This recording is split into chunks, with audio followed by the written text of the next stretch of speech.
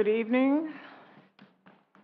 This evening, Thursday, February 1st, 2024, meeting of the Planning and Zoning Commission for the City of Sebastian is called to order.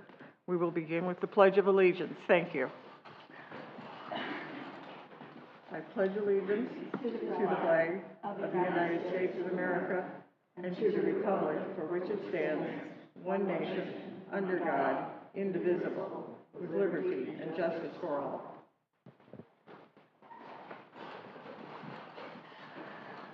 Roll call, please. Yes. Mr. Roberts. Here. Ms. Cottenberg. Here. Mr. Carter. Present. Ms. LaRusso. Here. Mr. Haddix is not here yet. No, we're here.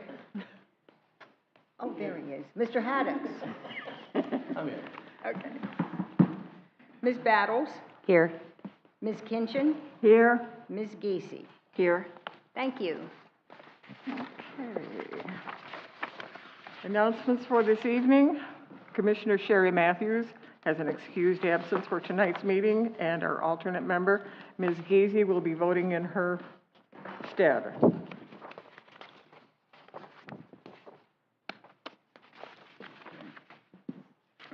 First order of business is the approval of the meeting minutes from our last meeting. We've all had an opportunity to read them. Are there any additions or corrections? Seeing none, then the chair will entertain a motion. Madam Chairman, I'll make a motion that we accept the minutes from the January 18th, 2024 meeting for the Planning and Zoning Commission. Second. All in favor? Aye. Any opposed? Motion passed. Thank you.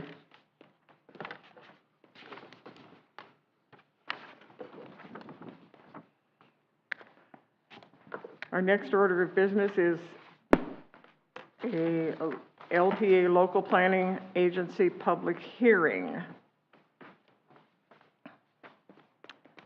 Will our attorney read the ordinance, please?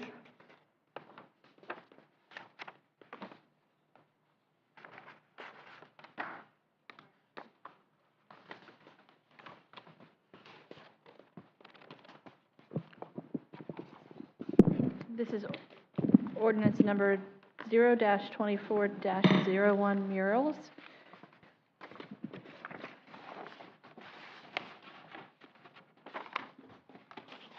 And it's a land development code amendment, section 54-3-16.3, parens 15, and section 54-522.3. An ordinance of the City of Sebastian, Florida, amending land development code, section 54-522.2, providing a definition of terms regarding murals, amending section 54-3-16.3, providing for exemptions relating to murals, providing for severability and repeal of laws in conflict, providing for codification, scrivener's errors, and an effective date.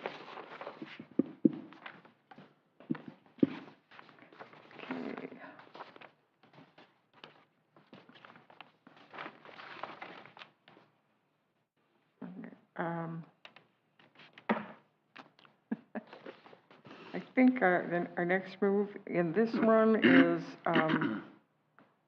that Staff presentation would be next, Madam Chair. okay, thank you. Staff presentation then. Good evening. So what you have before you tonight is a proposed amendment to the Land Development Code in regards to murals.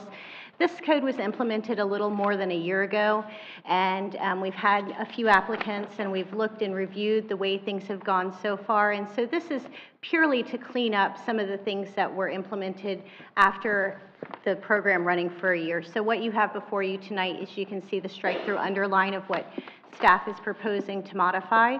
I'd be happy to answer any questions that you might have in regards to this.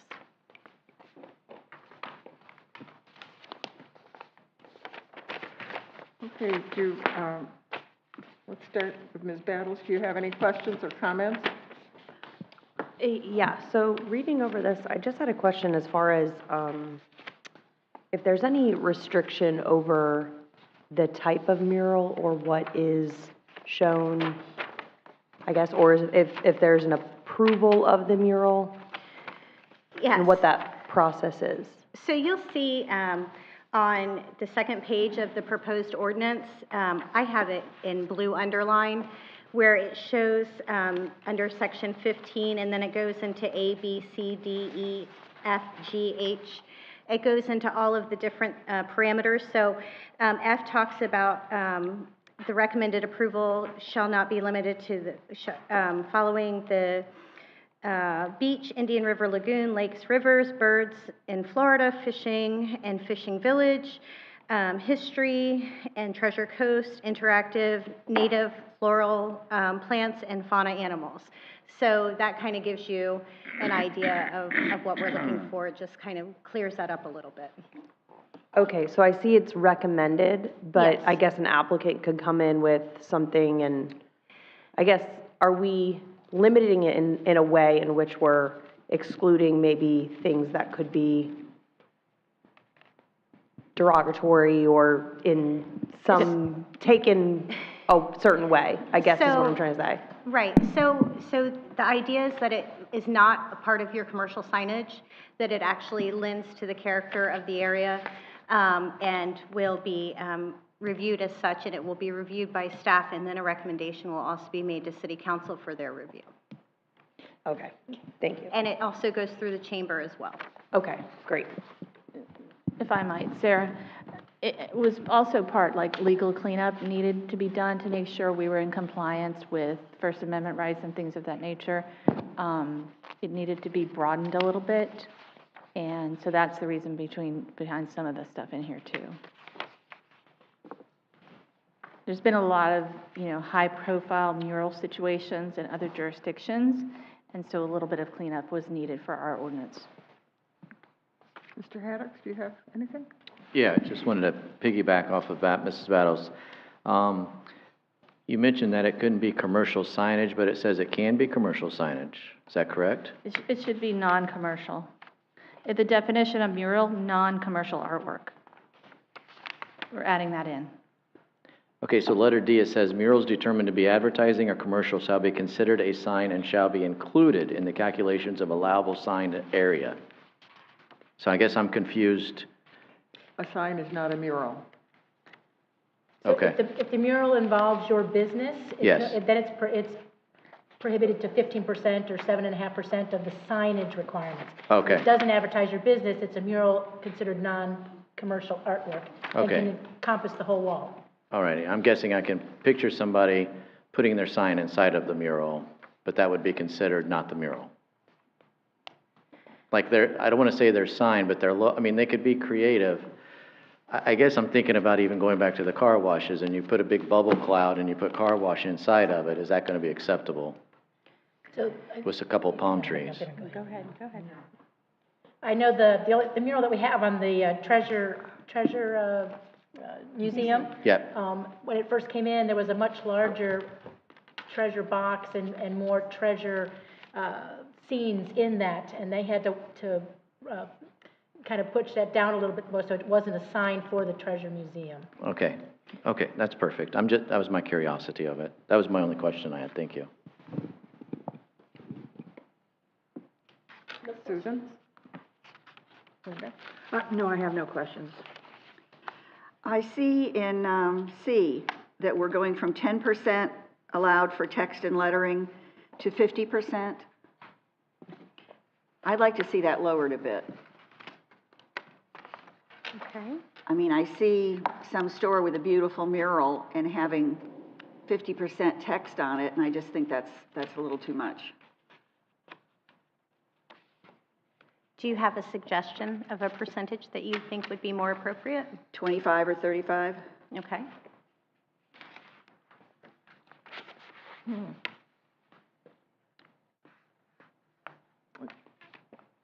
I have a comment that kind of goes along with it. I've traveled around quite a bit, and in particular, the murals that are done along the Ohio River in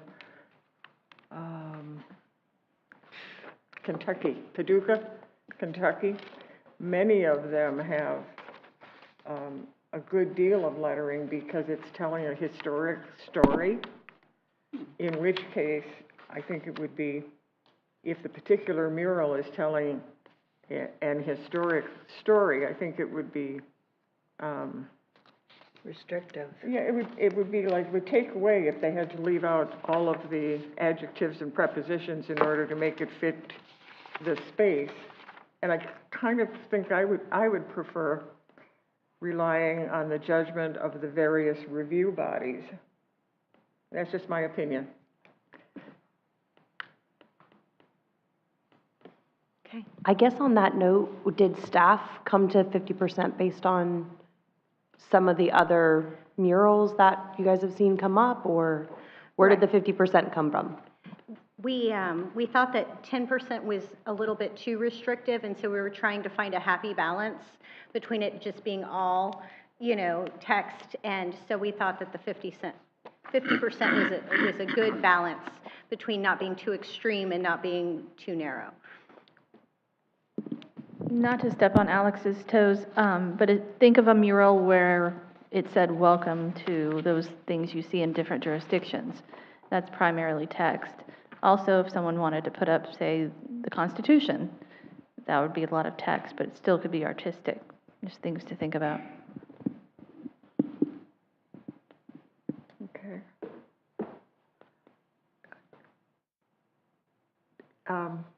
I have to ask the question of the attorney. Yes, ma'am. Have we adopted the things that were discussed at the workshop meeting yet? No. Okay, thank you. I need to bring something back formally. Okay, thank you.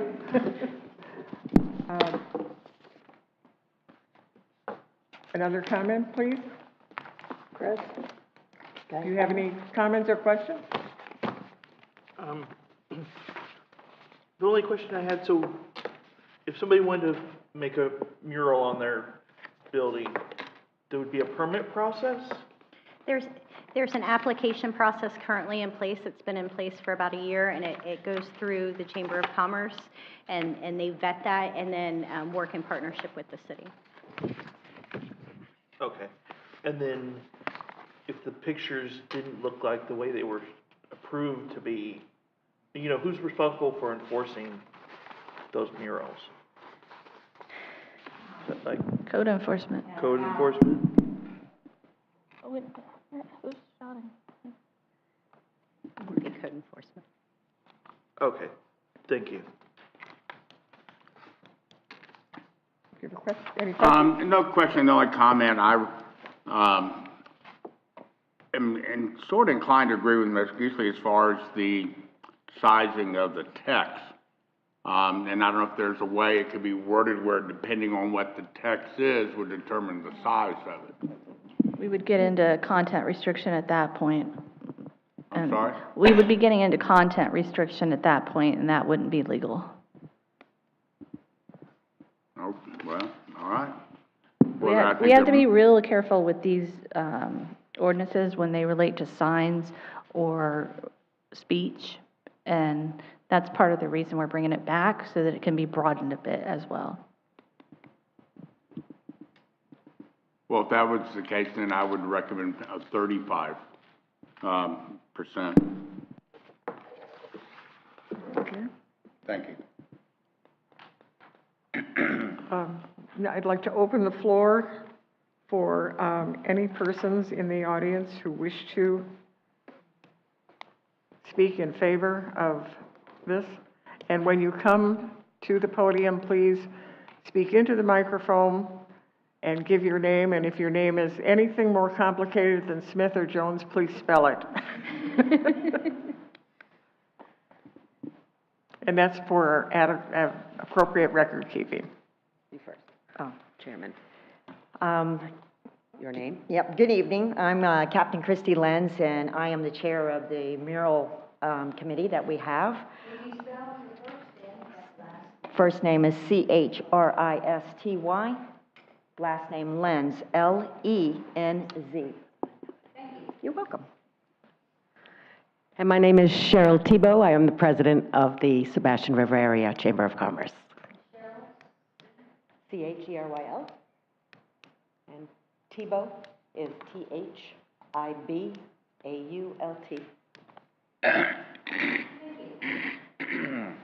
And we are here because we are in favor of the mural program, and we are the ones that are running that program. Correct. And if you have any other questions, we'd be happy to answer them for you. There was some, or maybe I'll just add, there were some questions about the type of mural. For example, we have a review committee, and that is made up of three individual people who are part of our committee, along with our president. That anything that comes through it has to go through that review committee first. We will ensure that we fall within the guidance of the ordinance that has been written for us.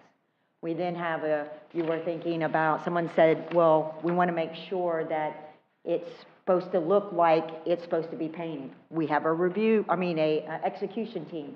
The execution team their job is to make sure that it does look like the rendering that you will receive. So we have a lot of teams in place that go through the process before it even arrives over to the city for approval. So we have, we've been doing this now.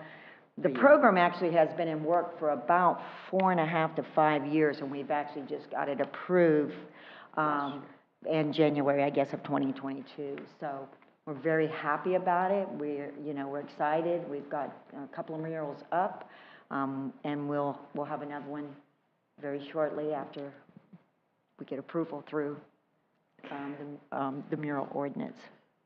Is there any other questions? Yeah, so what is your input on the text percentage? 10% versus 50 versus anywhere in between? We're open. We're open to whatever. If it could be more than 10%, that would be great. Does it have to be 50%? No. No? 35, I think, is great. Whatever you guys decide on that you think. That's one of the things that we do with the review, is that we look at that, because we want to make sure that it does not, as you have indicated, that it doesn't take over the mural. So that's how we take in the rendition, look at it. We have the review team. Once it goes to the review team signs it off. We have a committee that we actually then call upon, and our committee comes in, and they actually, so it's like a 9-person total committee. Right. And we have teams built within those committees to make sure that our murals meet the requirements, that we don't have any subliminal things that are in there. We don't have things that are not appropriate. That is not That is right. we will not have that. Absolutely. Will not. Nothing derogatory. Right. We try to keep it for the area. It's just a small town fishing village, and that's, as you saw with the categories, it pretty much encompasses that. We have a big history here, big 100 coming up, right? So we want to incorporate those types of things. We're not looking to allow any things that are going to not be appropriate for our area. If I'm not mistaken, for the people who aren't familiar with the existing program, I believe that there is a requirement that the murals be done in a professional manner, as opposed to me and my buddies and a case of beer on a Saturday Correct. afternoon. Correct. We also have an artist vetting team. So what we have done is we have gone out and we have found artists, or have asked artists who have done murals, not someone who says, wow, I think I can do that. They have to send us their portfolio so that we can see what type of murals that they do, the styles that they have, things of that nature. So we vet them once that we have approved them as a committee, then they are vetted, and these would be ones that, say you wanted to put one on your business. We can actually show you a list of these artists, and you can look at their styles, not necessarily exactly what they painted in that particular mural, but what their style is. And then you can either sit down with one of those, or if you have someone in mind that is a professional artist, they would have to come through the chamber, through our mural program, so that we could vet them to make sure that they fall into the guide. There's guidelines for our artists also. We're very strict. We have a whole application process. Yes. Thank you for clarifying that, because I do some painting myself, and mural painting is not as easy as it sounds. It's not, and the larger they are, More the difficult. harder they become. So we want to ensure that what we present to our city is that it fits within our city. We are, like I said, we are a small town fishing village, and we have a lot of history here. Also, for those who don't know right now, perhaps you could give us the locations of those that are currently existing, and if anybody would like to take a look at what's going on, I think it will help to explain what Absolutely. you're trying to acquire. Absolutely. Our very first one was Mel Fisher's Treasure Museum, and it is on the Indian River Drive side. It is a beautiful, gorgeous mural done by Kathleen Larson. She has done multiple just murals after murals, some of them in Chicago, in Michigan, etc. So when we saw her work, we were very impressed. And so that one is there. It actually tells a story.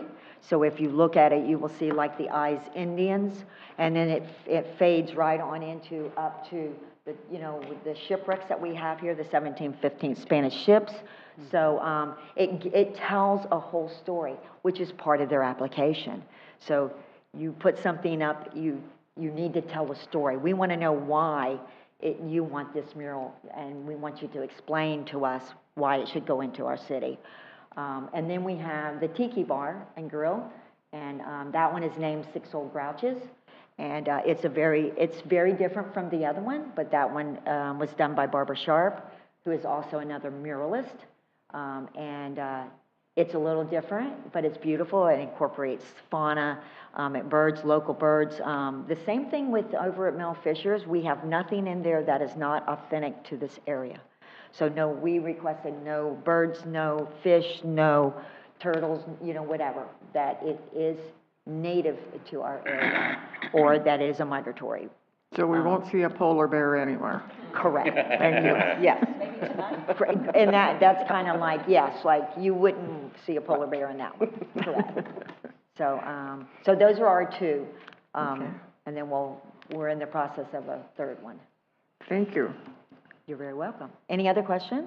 One quick, are there any budget constraints, either minimum or high? No, actually, we've had the Fine Arts Music Festival have stepped up on their own and have offered to do free murals.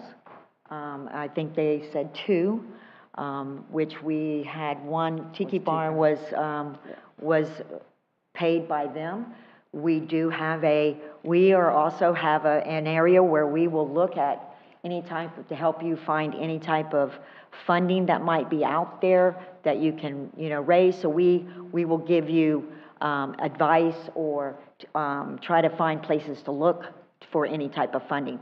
You can be that mural, depending on the muralist, will decide what and how big the mural is, where it's going to be located. There's a lot of different parameters that come into play. Murals can be very expensive, but that is the owner's responsibility to pay the artist. What has been your experience as far as the murals that we have in place? About what is the average cost of those? Well, we have 2 of them. Right. Probably the average is about $10,000. Okay, thank you. We do have, they could be a little bit more, Sure. and of course a lot less. Okay, thank you. You're very welcome. Any other questions? Keep up the good work. Thank you. Thank you for your time. Thank you for your time. Thank you. Is there anybody here who would like to speak against this program? Anybody on Zoom? No, at this time. Thank you. If the staff would like to summarize? So just to wrap things up, like we talked about, this is just a cleanup from what's already existing and trying to bring things more streamlined and looking towards what has happened in the past and making sure we move forward in a smart manner. So that, you know, we talked about the 35% as opposed to the 50%, and yeah. Okay, I guess I would call for a motion. Madam Chairman, I'd like to make a motion that we make a recommendation to the City Council to accept the revised Land Development Code amendment for murals, Section 54-3-16.3, parentheses 15, and Sections 54-5-22.2. I'll second. Okay. Will we call for a vote, please? Yes. Ms. Battles? I'm sorry, I had the wrong one. Ms. Kinchin? Yes. Ms. Battles? Yes. Ms. Cottenberg? Yes. Mr. Haddix? Yes. Ms. Geezy? Yes. Ms. LaRusso? Yes. And Mr. Carter? Yes. The vote was 7 ayes and no nays. Motion carries. Thank you.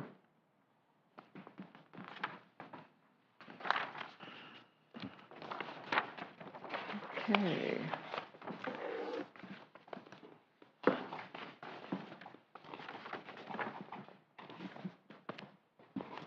I think I've misplaced something here.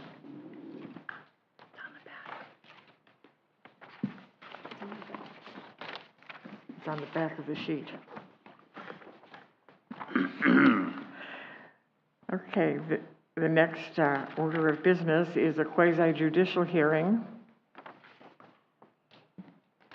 Recommendation, asking the Planning and Zoning Committee to make a recommendation to the City Council for a special use permit, Sebastian RV Park, RV and Cabin Resort with Amenity Center to be located at 608 Davis Street on a parcel of land 2.93 acres, currently zoned commercial waterfront residential.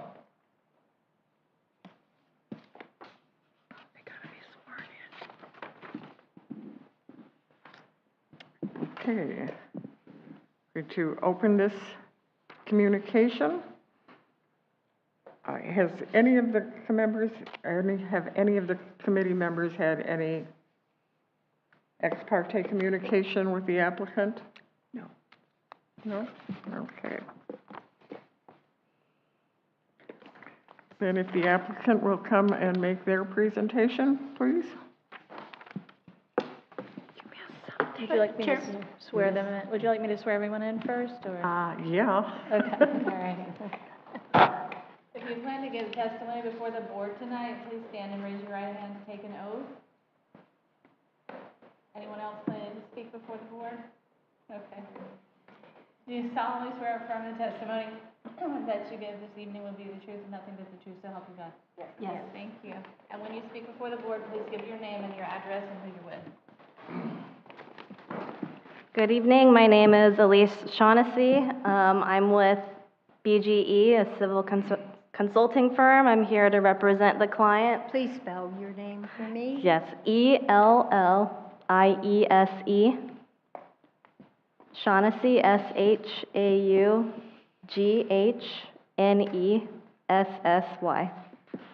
Thank you. Yep. And I have my clients here, Sydney, Allison Soika, and Craig Soika. They own the property.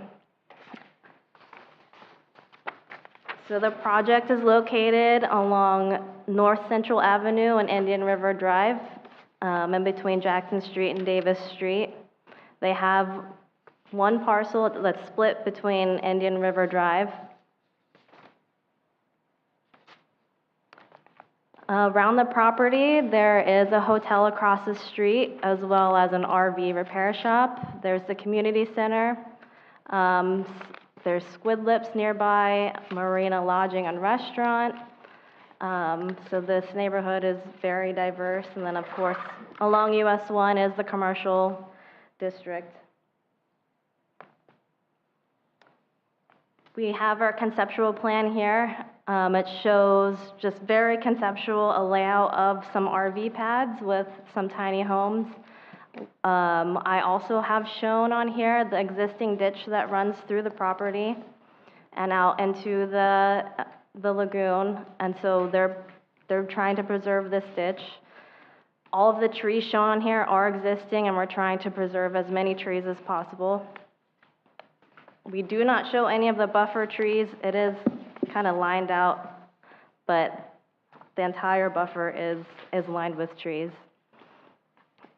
This plan shows about 17 units.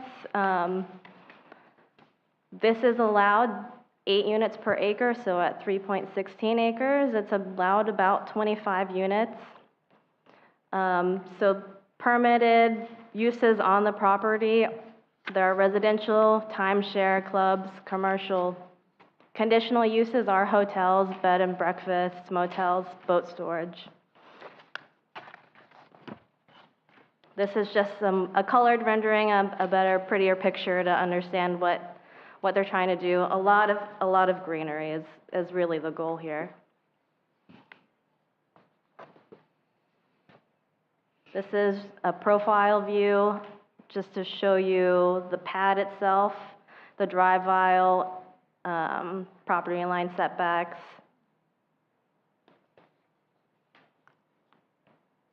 These are pictures of the buffers around their property. It's very packed.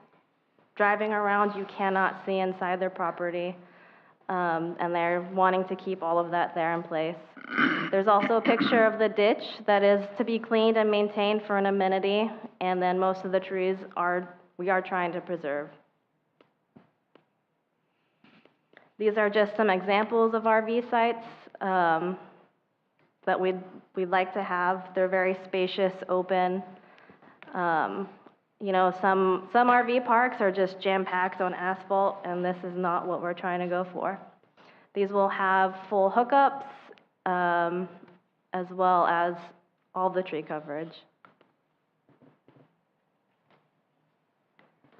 Some of the business planning behind this, they are short-term rentals up to 3 months.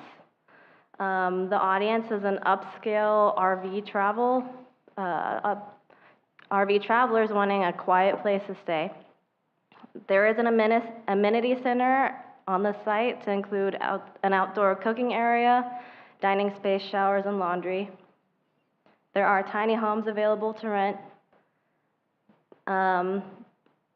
The owners do want to keep their property, their house on the property, want to stay there. So there will be an owner-manager on site at all times, 24/7, to provide any sort of customer service, maintenance. And so the goal for this is just to create an oasis by preserving and planting landscape and preserving the ditch. So the request is to allow the special use of an RV park on this property. And I do have the clients here. I think they may want to say why they would like to do an RV park over maybe a hotel.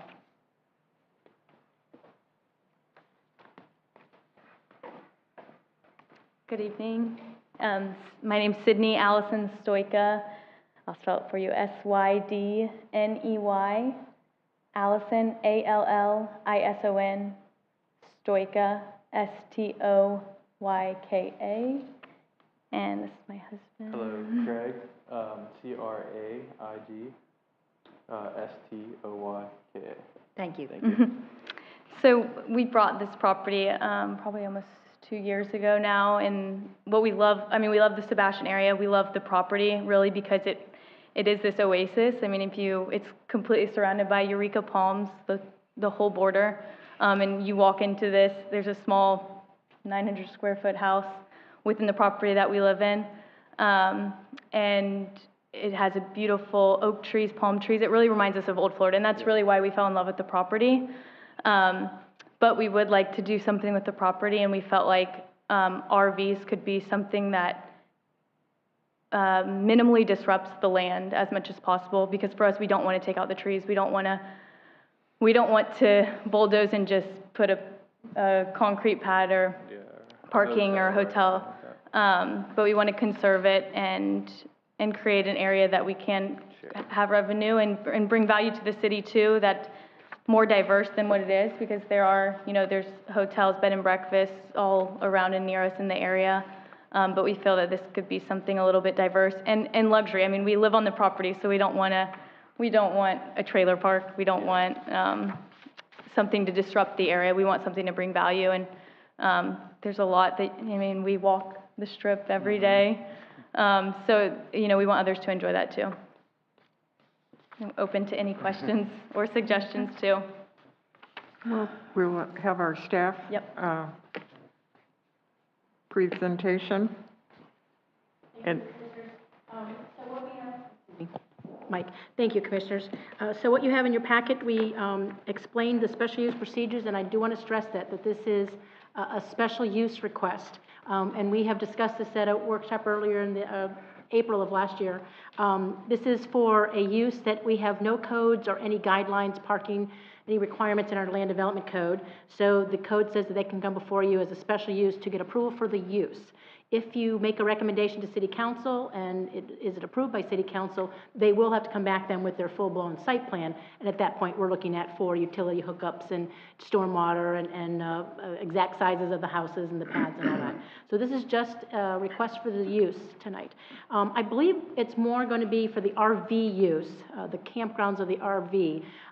We do allow cottage rentals, and staff used that word cottage in our staff report. Tiny homes kind of refers more to a full residential use with just a smaller, so these are more cottage type of rentals, which if they came in with the site plan of just cottage rentals, we would look at that as more like hotel. They wouldn't have to come before you. It's the RV edition of this proposal that is before you for the special use. In our staff report, we've gone over the special use procedures. There are some criteria that both yourself and the council has to show that this request meets. We have, as they stated, the conceptual plan is for 8 RV pads with full hookups and 5 cottage rentals. It is not applied to density. Density would be if these were long-term residential, or even if they were 6-month rentals or 9-month seasonal rentals, we would look at those more as residential uses, and density would apply. Density does not apply for the RV or the hotel if they're kept short-term rentals. We have, on our staff comment page, we kind of went into that in that we reviewed the definition of a vacation rental, and our code and the Florida statutes defines that as a rental for a period of less than 30 days. And so that is one of our recommended conditions of approval, just to keep all of that consistent. They are proposing 3 months. It's a recommended condition of we're asking for 30 days, but that is something that can be discussed amongst you and make a recommendation to City Council. And I've gone over that the density. Also, the access to this park is shown off of North Central, not Indian River Drive or Davis Street, North Central. And so if the use is approved, we'll definitely, as part of the site plan, we will require a not only a traffic impact analysis on average daily trips, but also reviewing the radiuses of the intersections of where these RVs might be coming from, Davis, Madison, and Jackson Street, and also the conditions of the road to see if they can accommodate the extra weight of those vehicles.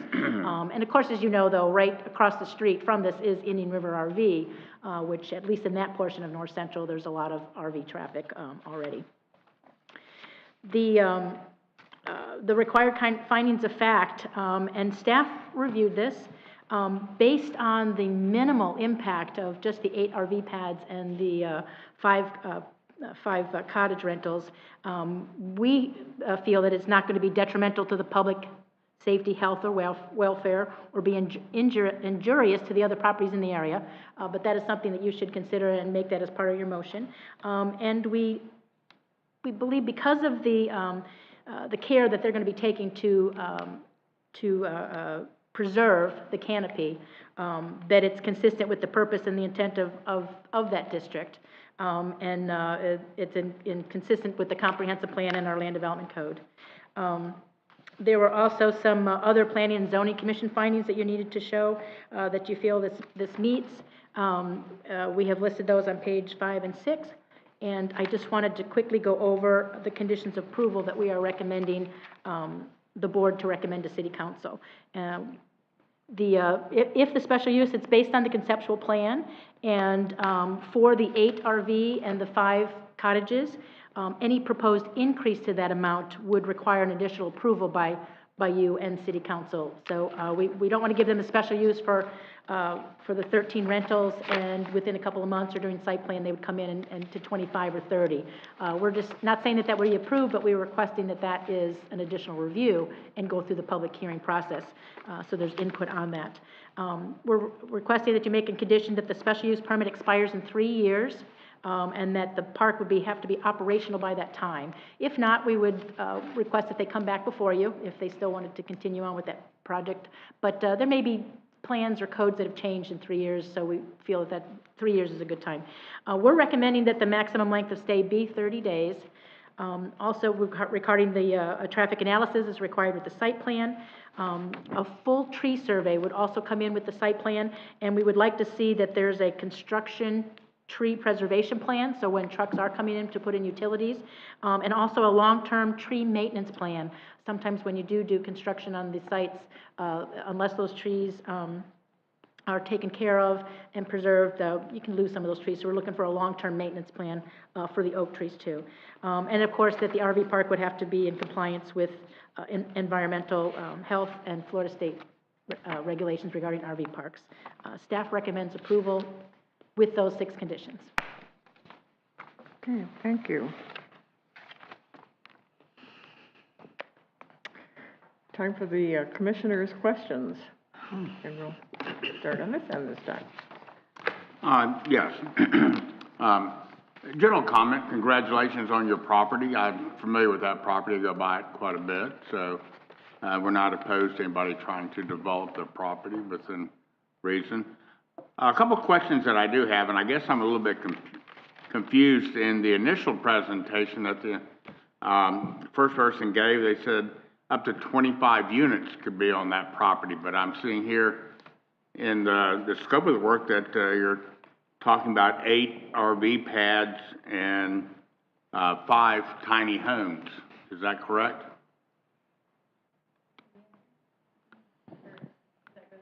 Well, Mr. Carter, I can answer that in terms of when she had stated the 25 units, that was if they were to come in with, say they came in with townhomes. Right. Or single-family homes, or, tiny homes that would have to meet the minimum 900 square feet. They have 3 acres. The land use allows them 8 units per acre. Actually, I believe it's 10. So technically, it could be 30 units per acre. However, we're not looking at these as long-term, so there is no density requirements. They're coming in with 13.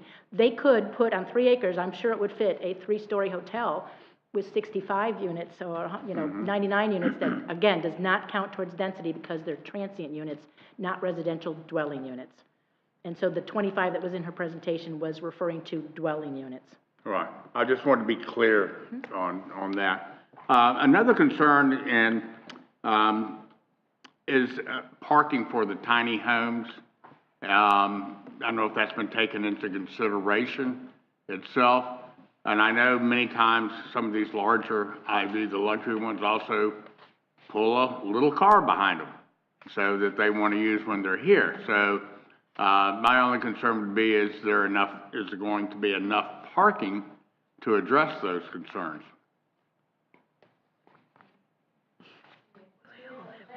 Sure, if you want to, Elise, that's fine. We will look into how much parking is needed per each pad and tiny home and include it in the actual site plan. And the sites that we currently have are actually quite. Need to come up to the register.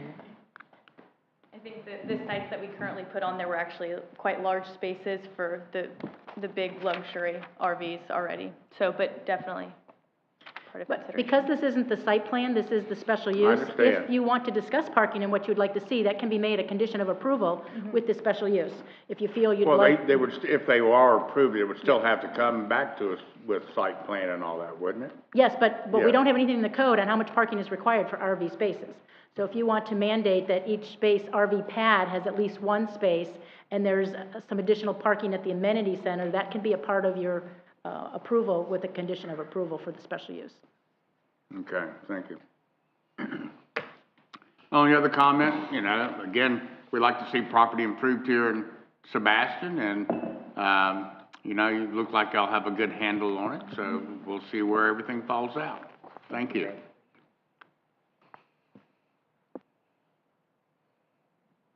Christopher? Oh, yeah, just a real quick question. I know this is Is your mic on? sorry about that. I know this is the special use meeting, but I just had a question about, with this property, what's preventing it from becoming more just like a campground in the busy, this commercial district here?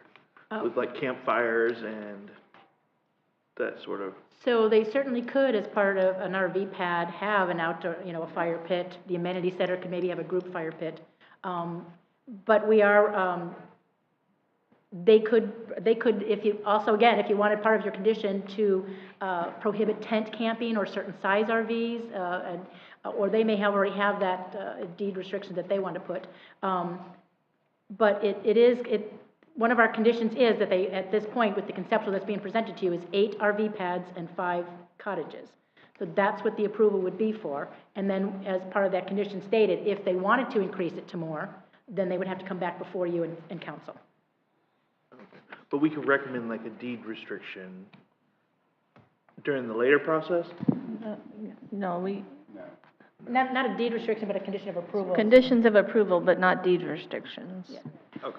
Yeah, I wasn't sure if, as part of the RV park operational business plan, they may already have, deciding that you can only have certain types of RVs, certain classes, that they're only gonna rent to, that we may not even have to put. But if you want to have that safety net of saying, only class A, B, or C, and I'm not an RV person, so I'm not getting the classes right, but, you certainly can make that part of your condition. That's what I was just thinking, is like the campfires or loud noises, like people camping and become, like you can hear it from the restaurants nearby. So, we did put it in our staff report, there's a residential property, a residential use to the north, but otherwise you have Stelte's Marine, there's the Davis Bed and Breakfast across the street, the community, so there's not a lot of residential, adjacent directly to the property. But certainly if, I know that they're still living there, so I'm sure that they're probably gonna have some noise, some noise regulations for their park also. Okay, thank you. I just have a couple questions. The RVs, I have never driven one, but I see these monsters jockeying around for position. I know the traffic study will handle a lot of that, but is there a check-in by time? Yeah, For the we'll RVs? have that. I mean, especially because, we have a little baby too. We don't want them coming in at 3 a.m. I already am up enough. I'm not sure if this is permissible for rentals through the state, but is there a minimum number of nights? So I think that's what, Dora, you were kind of referencing. We were talking about maximum I nights. know. Oh, maximum, minimum? Yeah. We haven't put any consideration, but we're happy for any recommendation. So we're open. And from what I can see in my horrible math, is each tiny home about 1,250 square feet? That was correct, I think is what we had. And there'll be 5 of the similar layout, similar look? Yeah, they'll be consistent across the board. Okay. I'm excited for you. Thank you, Cindy.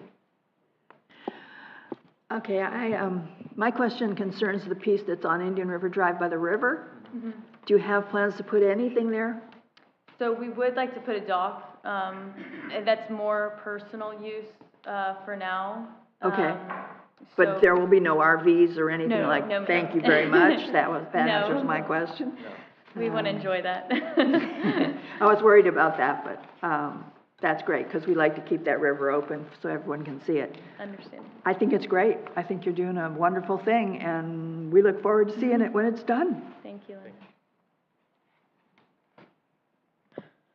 Hi, I am one of those early morning riverfront walkers, and I hate to tell you how long it took me to realize there was a house on that property. Us too. The trees, you don't know what's back there. Yeah. I'm very impressed with your layout. I hope that is the layout that you do bring back for site plan. And I think it's a great use for that area. Thank you. Mr. Hatter. So a couple of questions. We've talked about types of RVs. Are you going to do travel trailers, or are they just going to be motorized? Our idea is motorized. Motorized only? Okay. And there won't be any overnight camping, but we can make that suggestion part of the conditions. Which is fine. And would you be opposed of, I'm thinking that if you've got 8 RV spaces, of having 1 parking space per the RV and 2 per tiny home? Is that something that you were considering? Yeah, I think that makes sense. Yeah. And then maybe like 8 additional at the amenity, because you're going to have visitors. I'm guaranteeing that for the RVers. Yes, we could add in the parking. And should we make that part of the condition still, though, for this evening? You can. Okay. No tent, no trailer. And then what is your feelings on the, I guess this is a great question, I feel it is, for the 30 days, you know, you're asking for 90 days, they're asking for 30. At the end of, if it was 30 days and that's what's recommended and that's what's conditionalized, are you going to permit the move from one site to another site as just to accommodate them for however many months they want to stay? I mean, if they're a full-time RVer and they want to stay at your site, this specific area for 8 months or 6 months out of the year, are you going to permit them just to move sites and then still be on that within your property? We didn't think about that, but I think like if the idea behind the 30 days is we want rotation and we want different people to come experience the area and the city. I mean, I think most RVers want to be on the move is our thinking, and the kind of people that we're attracting is that rotation and seasonality.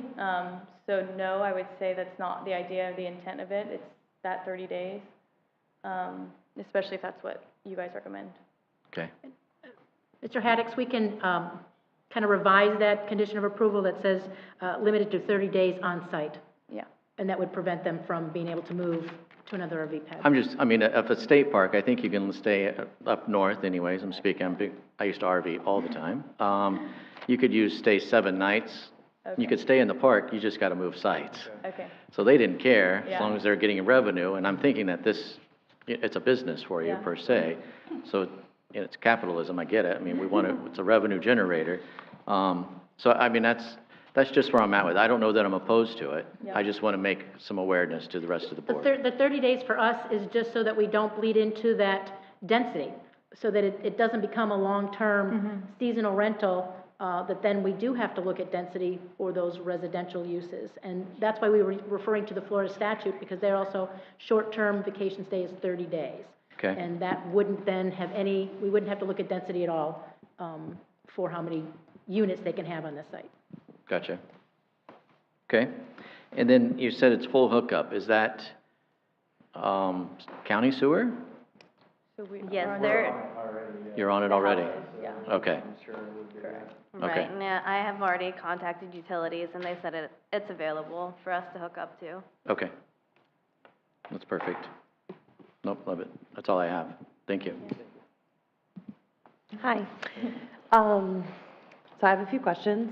Kind of piggybacking on what you were talking about, Dory, I guess what's the harm in going down the density route? Why are we trying to stay away from that? We're not, but then there are minimum sizes for those cottages. We go to the parking, density would just be the 30 units per acre. And I don't think we can count an RV as a dwelling unit. The cottages could, we can certainly adjust that, but our code specifically states you can't use RVs or recreational vehicles as dwelling units. So it would be, if you allowed a 9-month stay, that's kind of a dwelling unit in an RV. Yeah, so I'm looking at it as, I know that there's a lot of seasonal people that come down for 3 months is a typical time.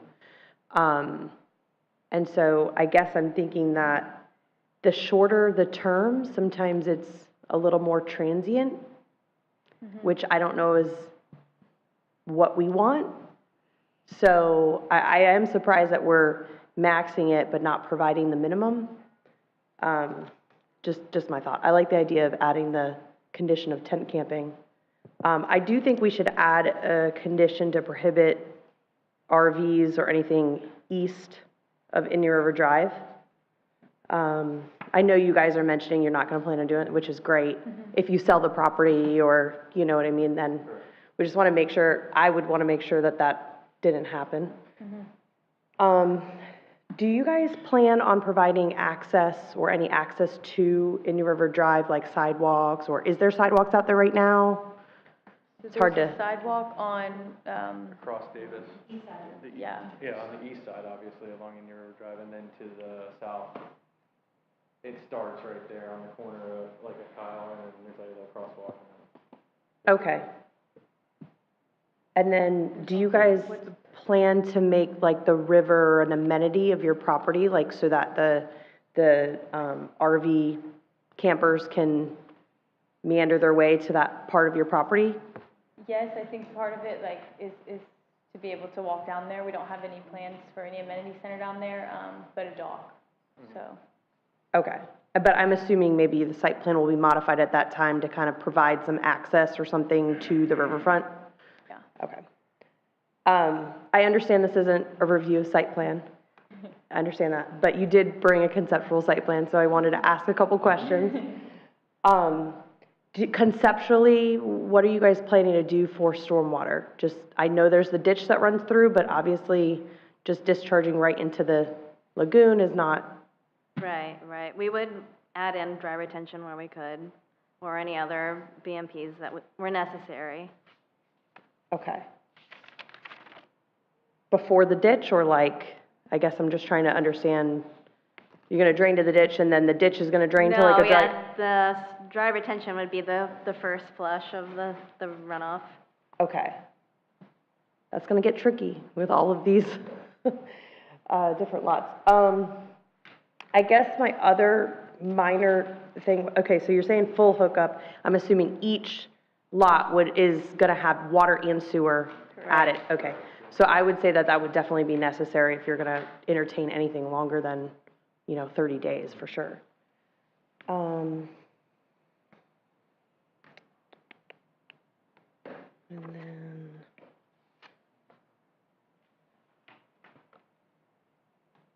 I think I'm in favor of the parking. I mean, we're gonna have to come back in, you guys are gonna come back in for site plan, but yeah, definitely, anticipate that. And one other thing I guess I would suggest you anticipate too is I see the pads are kind of designed in a way, it looks like we're pop-ups on, or pop-outs on one side maybe? Is that what the shape is? The hookups. Okay. Hookups and like a outdoor, like Yeah, seating like a area seating area, for like each a individual. Patio area. Okay. So I guess what I would just recommend when you guys are putting the site plan together, think about where the campers actually pop out in relation to the trees. Because I know that was an issue on another site that's not in the city, but nearby. And then I guess my question too, so if those are just for like concrete pads, you show a 25-foot RV lot, but these don't seem to be 25 feet wide. But are they 25 by 50? I think what we had in there was 25 by 50.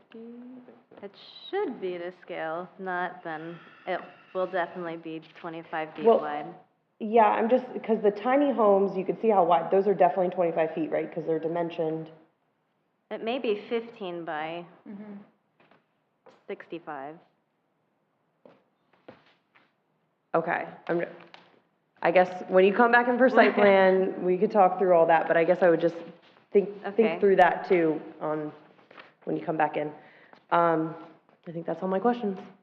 There also, just a little add on there, I think we strategically are trying to make that loop to where it's easily backed into as well, because obviously it's very difficult to maneuver such large pieces. So as we design more too, you'll see more of that.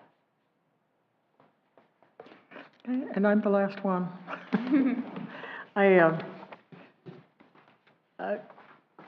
Special use permit, does that go with the property forever?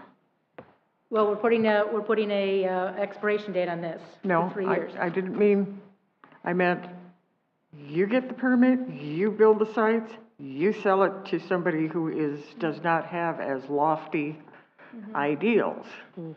And that's what concerns me about special use permits in general, not just yours.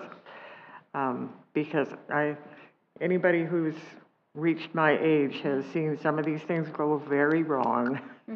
And that's my concern. So And I apologize, so you have the staff report, this same staff report will go to city council, but they would, if they approve it, it'll be through a resolution. And that resolution becomes legislative for that property, I believe. So any of the conditions of, if they want more than 8 RVs and 5, they would have to come back before.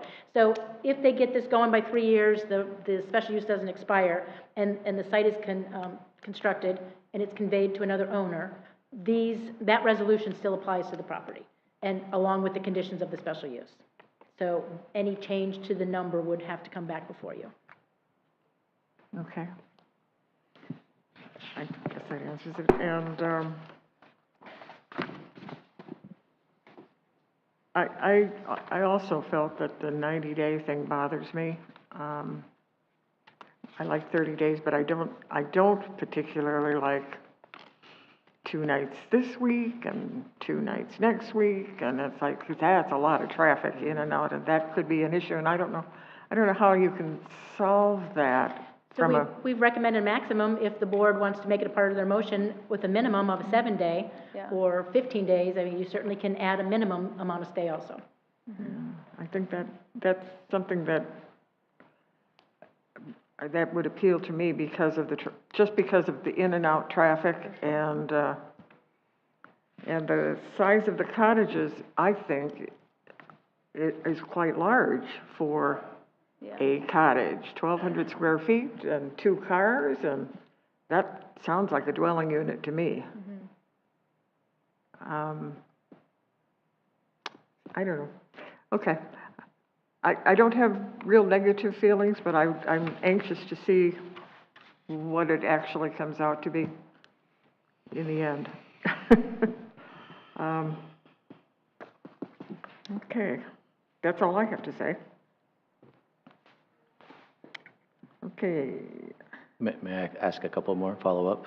Certainly. Because you brought up we've talked about a couple of things. The types of pads. Are you going to do a paver, a concrete pad, or is it just going to be natural?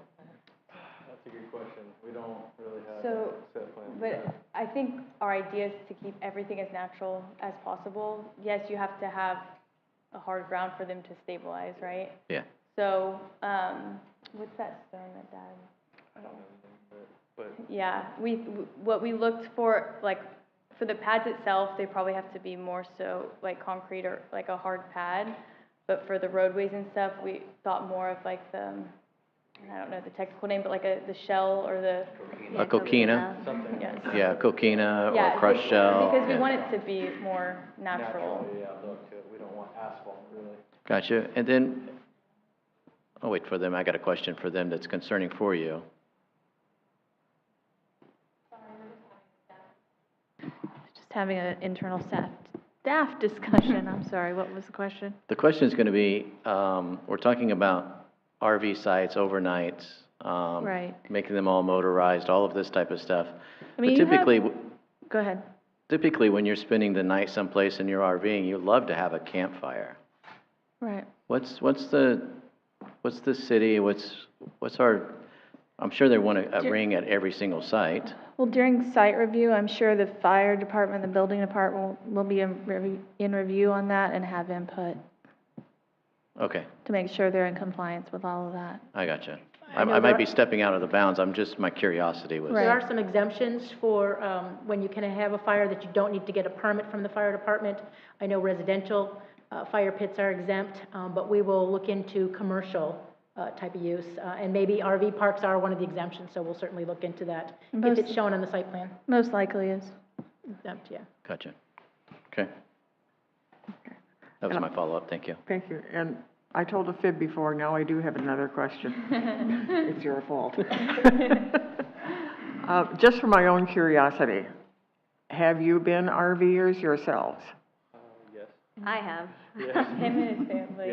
Yeah, we have, yeah. And then, Okay, so then you know something about what you're talking about, hard surfaces Yes. and backing up when it's too narrow and you don't have the turning rates. Thank you very much. I have also been an RVer and experienced some real interesting situations. Yep.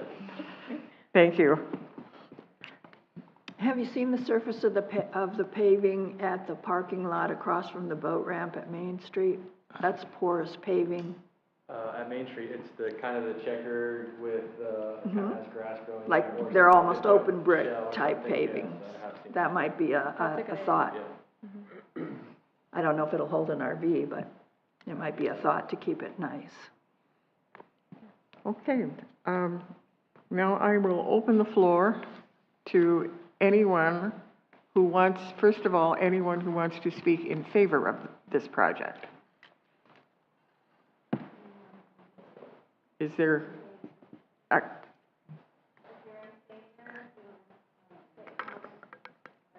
you going to speak in favor?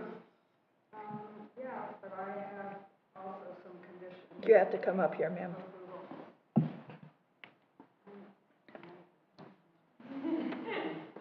Sorry, I haven't met you. My name is Rebecca Hoch, Rebeccahoch.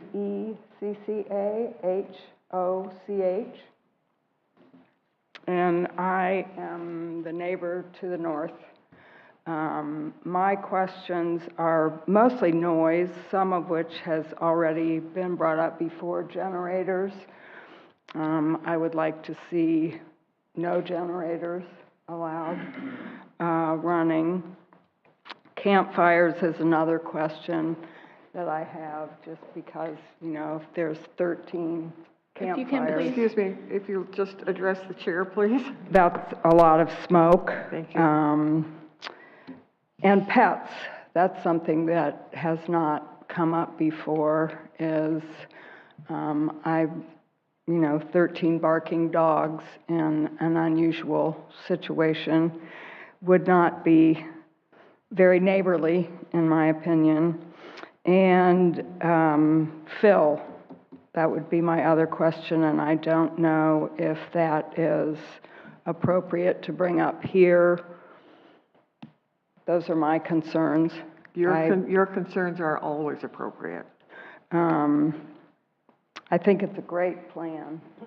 You know, I am not opposed to it at all, but I do have those questions. Basically noise. You know, I would like to see no amplified music in the amenity center. So those are my concerns. Okay, Okay. thank you. That's it? If that's the wrench. So, I do have one question. So how do I follow up on seeing what the conditions of approval are? What is that process? The process tonight is that this committee is a committee that is an advisory committee to the city council. We will make a recommendation to the city council. This question will come up at a city council meeting where they will make a decision as to whether they will grant the special use permit. If they grant a special use permit for this property, then the final plat plans come back to us with all of the details on it. And again, we go through basically this same process, only now we have surveys and very, very detailed, in detail, the absolute sizes of the properties and the turning radius and the approval from the St. John's and everybody else. It's a rather lengthy process, and it takes quite a long time and a rather healthy investment on their part to get all that all put together. Again, there would be public input at that meeting, and again, we may approve, disapprove, approve with restrictions, and then it goes back to council again, I think, right? Not the site plan. Not the site plan. But after public input and you do your deliberations, and we can go over some of the additional conditions of approval that we spoke about, and you would make your recommendation to city council. City council, we are scheduling it for the February 28th meeting for their, we will give them a resolution, and even at that meeting, city council can also add some conditions after listening to the public and the input too. So up until that meeting, they still can add conditions of approval. But then once that resolution is approved, then the site plan has to incorporate all of those conditions, whether it's rules of the park or minimum stays, maximum stays. But so there's still, it's a working process up to the site plan. And because you're an adjacent neighbor, you'll always get a letter for the public hearing. And how does my input affect what the city council decides? Planning and zoning will, we'll have a discussion on some of your, on fill and pets and campfire, and, they take into consideration, and we'll have to see what their motion is, and from that motion then, it gets recommended to city council. You can also, depending on how it's addressed by Planning and Zoning Commission, you can also bring up these concerns to city council, and it's a matter for them to decide if they want to incorporate it into the resolutions. Okay. Ultimately, they have the final decision. Okay. They can or cannot listen to us. All right. Thank you. Thank you. Okay. Is there anyone who might be opposed to this project? Anybody on Zoom? Not at this time. Thank you.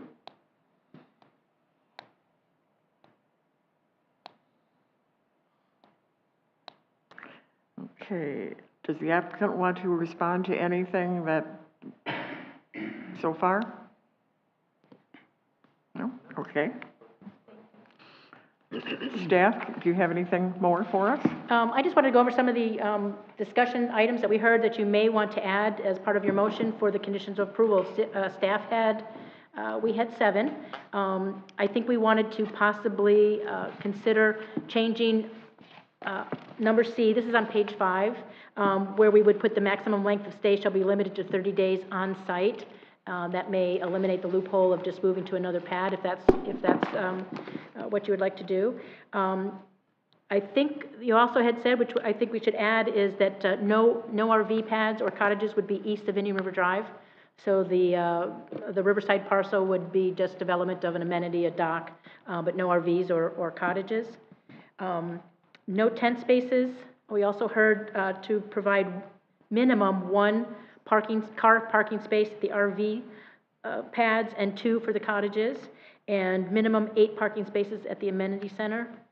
Again, I don't know if you want to be detailed with those exact amounts. And then also, there seemed to be some concern about the size of the cottages being kind of large for rentals. Again, I don't know if you wanted to make a maximum size for the cottages. I don't know if we could do that. There was some, and that's what we had our staff discussion. The city attorney was reviewing. There are some preemptions that the state has for vacation rentals that we're thinking that possibly requesting minimum stays may be against state statutes. That maximum could be okay, but the minimum is maybe preempted through the vacation rental statutes that the state has enacted. But that's just the vacation rental statute. Right, but that's So- what we're talking about. That's what she's referenced in the staff report. Understood. I guess if we don't limit it to 30 days, then it's not a vacation rental? It's that 30 days that triggers, right? And so we want to make sure we stay within that.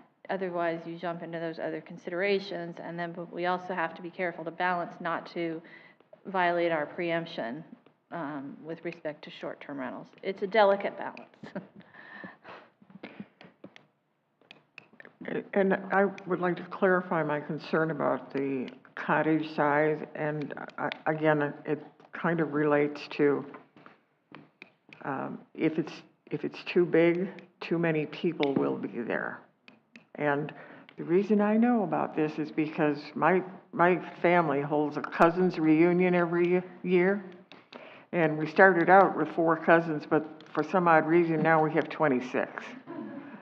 And it's very hard to find places for 26 people, but hey, your place sounds great.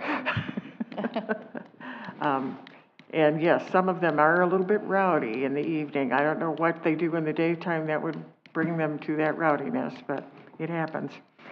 So that's my concern, because you do have neighbors. So that, so the size of the cottages may be part of your deliberation.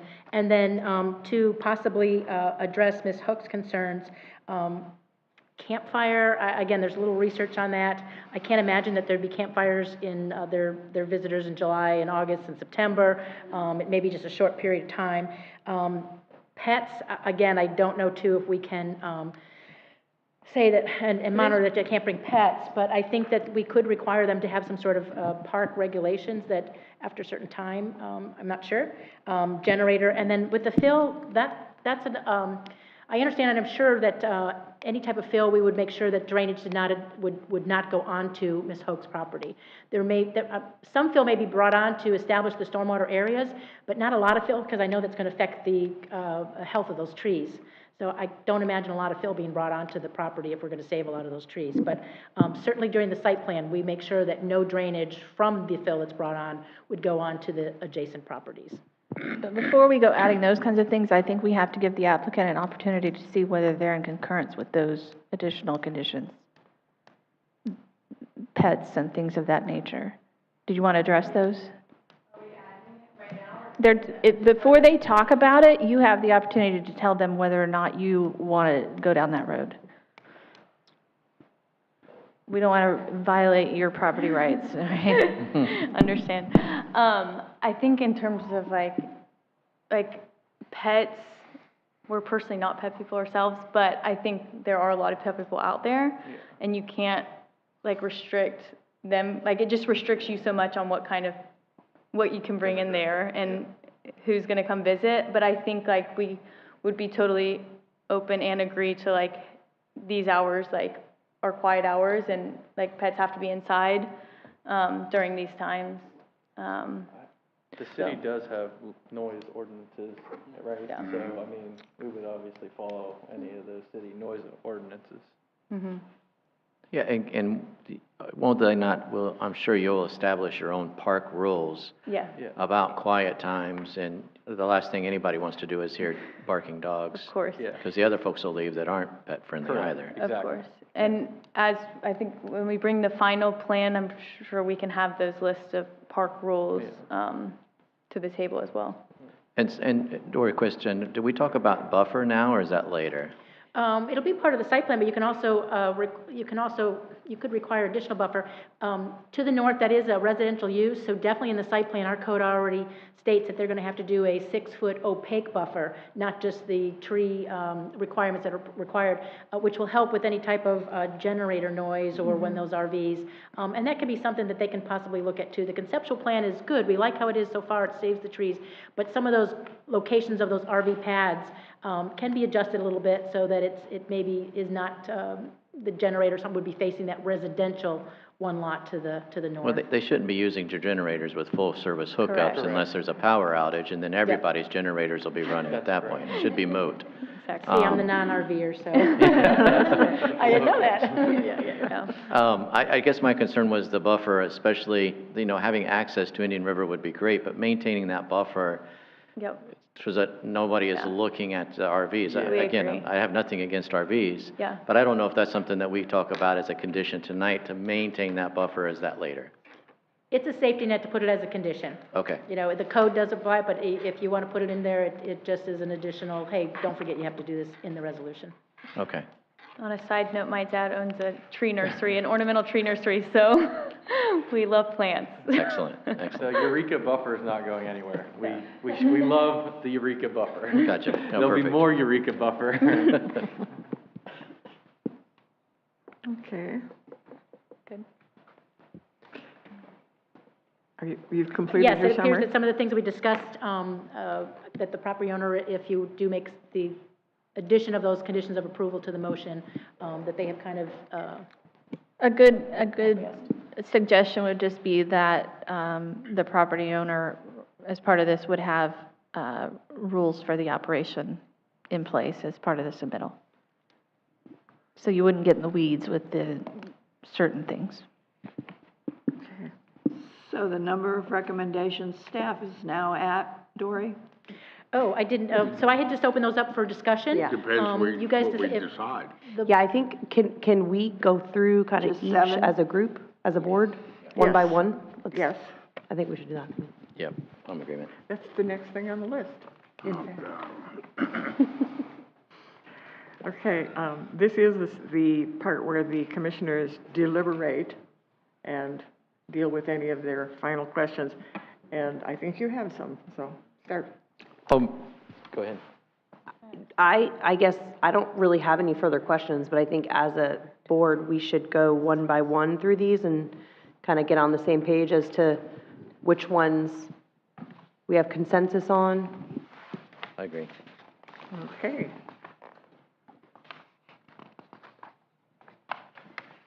So Would I you- think would you number read C, the- I think we, think that there was, agreement on adding the, 30 days on site. Yep. Yes, Yes. item C, correct. I'm gonna just go through the additional ones. First, 8 would be no RVs east, or tiny, or cottages on the east of Indian River Drive. Is there a consensus Yes. for that one? Yes. Yeah, That's a definite one. Is that 7 or 8? That would be 8. Number 9 is the extra buffer to the, adjacent, for any property lines adjacent to the residential use. Okay, Consensus on that? yes, Okay. I'm gonna put number 10, the no tents. yep, And number 11 would be kind of one that covers all of the parking, minimum 1 space for the RV pads, 2 for the cottages, and at least 8 at the amenity center. Oh, I had that as 7. What was Yes. 7 then?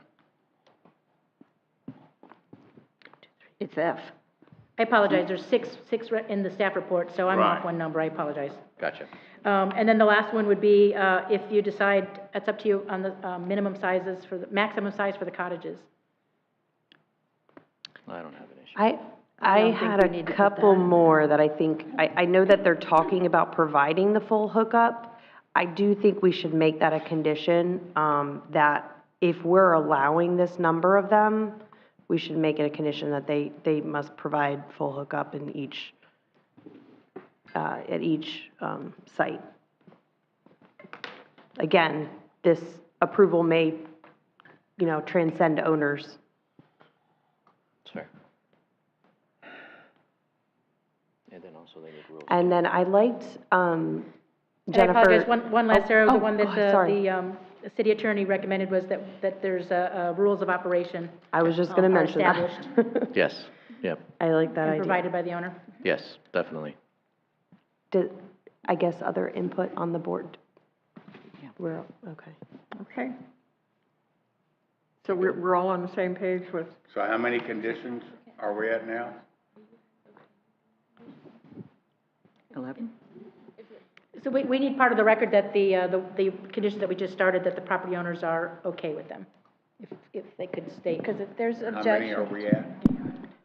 because if there's, 11, I think. they need to be on record once y'all decide what those are. Okay, Thank you. we've decided those are it? we're all on board then with those. Okay, anything else? The staff has 12 conditions. I did not hear any consensus or about the size of cottages. I think, my opinion on the size of cottages is that I think that does seem a little big, but I don't think I would necessarily restrict it. I wouldn't. I did want to see did we want to have any more discussion on the time, the 30 days? Or is the consensus, Consensus is 30. you guys, I think 30 is, well, I know that's them. I'm talking no, our I'm talking board. about legal though. No. Okay. Okay. Okay, I think that was, yes, ma'am. we had, I think the one concern on the 30 days, we came up with the 90 days because, what is the one? Pelican Landing. Pelican Landing, which is south of us. Yeah, on Indian Out of River city. Drive. They have the 90 days, and I think a lot of that is the seasonality. Seasonal part of it. I understand where you guys are coming from with the 30, but that's kind of where that 90-day number came about, was from that seasonality, the snowbirds, are typically 3-monthers, especially during the wintertime. So I think that's the only concern. I understand that makes it a little more complicated for sure.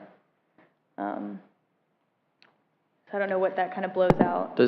But The 30 days gets into vacation rentals then, is that, that's the trigger point where everything changes? So the cottages are technically going to be vacation rentals, fall under that, and an RV pad technically is a vacation rental too. You're just bringing your cottage with you. So that's how we're feeling. This is all under that state statute vacation rental, and we're using their definition of the short-term stay, vacation stay of 30 days. Again, we feel if we go past that 30 days, we may be getting into the density issues for more long-term and dwelling units, seasonal rentals. I guess what I'm trying to understand when you say we're getting into that, is there a legal issue with doing that? Is there Ramification? something that's, when you say ramification? Right, well, it has to do with, you would go from transient to non-transient when you're over 30 days. Oops, sorry. You go from transient to non-transient when you're over 30 days. And if these became dwelling units, then each dwelling unit requires a one-car garage or carport. Then there are minimum sizes that they would have to be based on bedrooms. And we go to the density of, which if they It's keep not it an at this, issue, they're still yeah. going to meet this, but we're going to a dwelling unit. And then they could rent them 6 months, 9 months, because they're looking at we're looking at those residential structures. And that trigger is 30, 60, 90, what is the trigger? So the 30. Florida statute is 30 days is still a transient nature, the hotel type of use where we're not having to do the dwelling unit regulations of the zoning district. So once it becomes a dwelling unit, then you can't restrict the amount of time? Because you said that it could go up 9 months or? Correct. They could do a year lease, like if you had a home or an apartment But building. we can't restrict that as a, like, or recommend restricting, the For the council special couldn't use. restrict that, Correct. is what you're, okay. I am thinking, just in my little brain here, that someone with probably some knowledge or brilliance has determined that anything over 30 days requires deeper investigations, stronger requirements, more substantial structuring to make it a residential unit, which is why we now get into and boy, I get it, because I have been in parks where people bring along their own refrigerator and set it up out on the lot. And yeah, and that was my concern. It would be up to them to say no outside Yeah, storage. these are nice people, but maybe the next guy isn't. And that's my concern. And that's not unreasonable. Like I said, I've seen some things that have gone very wrong, and I think that maybe that the difference is what is a residential unit and what is a vacation unit. It's like, what is a horse and what is a zebra? They're not the same. If we, once we're done with that part, if we can just have them on record as the other conditions, are you okay with those? The size, those things they mentioned, the rules, all those other ones. Do you have any objections to I those? think we had written down, how many did you have total written down? 12. 12 without the size of cottages. I have the ones written down that you guys have just discussed, but I don't have the agenda in front of me with the. I mean, I can read them off real quick if you Yeah, want. that'd be great. So the changes would be to the maximum length of stay would be on site. You talked about that, meaning not moving around. And then the additional would be none east of Indian River Drive. Yep. No tents, no tent camping, rather. The parking restrictions they talked about. The extra, well, I didn't add that one. The full hookup. Yep. The cottage sizes, the rules of operation. Yeah. Did I miss any? And the buffer. Yep, we're okay with that. We're good with that. It said the parking. And the What? What's that? What was that last one? Or what? The buffer, Oh, and yeah. then, I think he said parking, but I already said Yep. parking.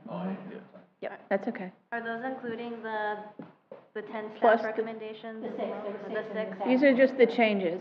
Right, I think they also want to hear the 6 staff recommendations. Oh, this, you do? Just, Okay. to repeat them. Yeah, if you don't mind. So, the special use granted for the proposed amount of RV pads and cottages as shown on the 8/9/23 conceptual plan. Any, what's wrong? 13. Any proposed increase to that amount will require additional approval by city council. Special use permit expires 3 years from date of approval, if not operational by that time. Maximum length of stay limited to 30 days on site. Traffic analysis regarding maneuverability through the intersections and driveways, along with a reporting of the condition of the existing local streets, which, with regards to the length and weight of the recreational vehicles, shall be submitted with a site plan, and any off-site improvements that may be warranted completed before issuance of the project CO. Full tree survey required with submittal of the site plan, including a construction tree preservation plan and long-term maintenance plan to be approved with site plan. RV park shall be in compliance with all applicable environmental health department and Florida state regulations applicable to RV and cottage rentals. None, and then the new ones. You want me to read those again? Yeah, no. If you want, no. I'm kidding. Okay, so then we're at 13 conditions, right? So do you have Yeah, any I mean- objection for the record for any of those? The concern was the 30-day one, but I don't know if there's really much we can. So beyond that one, Then we're good. okay, thank you. Thank you for indulging me. Jennifer, on the note of the 30 days. Right. And kind of, you had mentioned the Florida, statute, which is kind of governing the vacation rentals, and then triggering a dwelling unit. I guess if a lot of this is the Florida statute, I'm wondering how some of the other Yeah. parks are operating that way? I mean, they may be grandfathered, I'm not sure. I mean, I'm not sure on the age of, I'm not familiar with them, I'm sorry. Okay, because I know like Sebastian, or Sunshine Travel. I mean, they may have been permitted uses. I mean, this is a special use. I mean, I'm not sure about those ones. Well, I guess I'm speaking just to, you said Florida statute, Right. vacation rental versus dwelling unit, and then if it's a dwelling unit, I think that's where the Sebastian code would come in and requiring, like Dory was mentioning, Well, those may have been. Garage. Dory, I mean, I don't know the history on those. For the, I mean, this statute was put in place, the changes, I think, were like 2018, when that stuff came into play.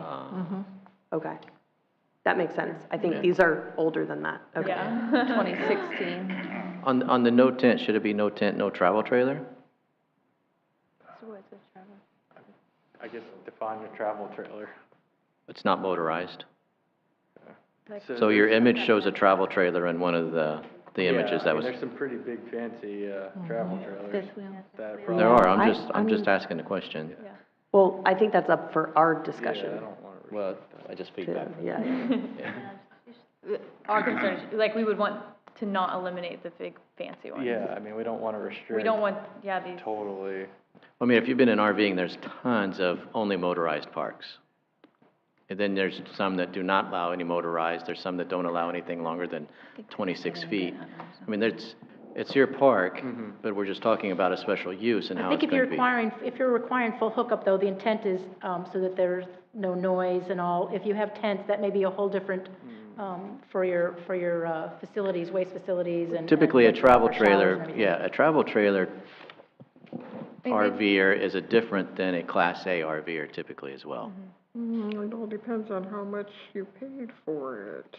Sometimes, yeah. If you paid $185,000 for the fifth wheel Exactly. and $100,000 for the truck to pull it, you get a pretty good investment there. I've never seen a $185,000 fifth I wheel. have. One of the cousins has one. Okay, just a question. Yeah. Okay, I think at this point, we've deliberated, Mike. at least Your mic. sorry. I think at this point, we've deliberated the motions. We have pretty clear what we will add into the resolution. If that is your motion, to include what we've discussed, and that'll go into the resolution to City Council. Okay. Any other deliberations? Okay, then the chair calls for a motion. Madam Chairman, I'll make a motion that we recommend to City Council in favor of the special use permit for Sebastian RV Park, RV and Cabin Resort with Amenity Center at 608 Davis Street, 2.93 acres, commercial waterfront residential, CWR zoning district, with the 13 conditions that have been discussed. Second. Okay. Roll call, please. Ms. LaRusso? Yes. Ms. Geesey? Yes. Mr. Haddix? Yes. Ms. Battles? Yes. Ms. Kinchin? Yes. Mr. Carter? Yes. Ms. Cottenberg? Yes. The vote is 7-0 in favor. The motion carries. Congratulations. And now the tough stuff begins. Thank you. Thank you very much. Thank you for sharing your property with the neighbors. Okay.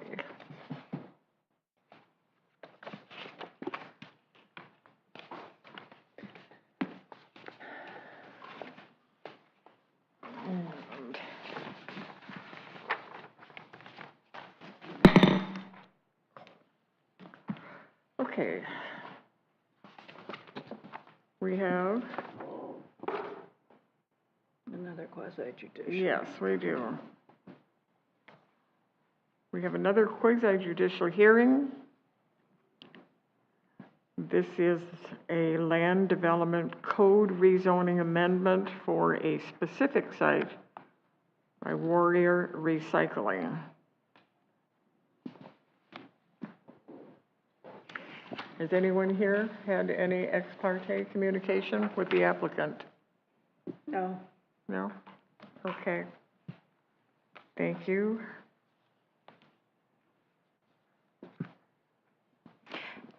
Good evening. This request is for, didn't we already get sworn in?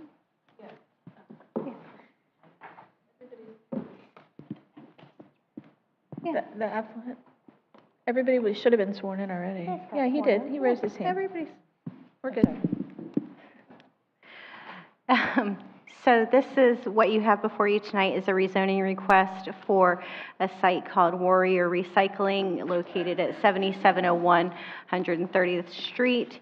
The request is to change the zoning classification from IN industrial to HI heavy industrial.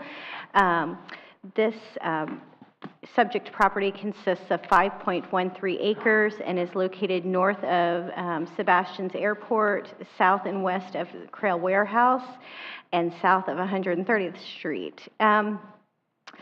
This property contains one 5,000 square foot building, but is otherwise vacant, and the property owner is interested in utilizing the property as a recycling facility, which requires the request to heavy zoning. I mean, heavy industrial. The current zoning, like we said, was industrial, and the future land use is also industrial, and the zoning is in alignment with the future land use. The applicant is also here to answer any questions that you may have. Thank you. Would the applicant like to I make? think I should probably read the ordinance too. Yes.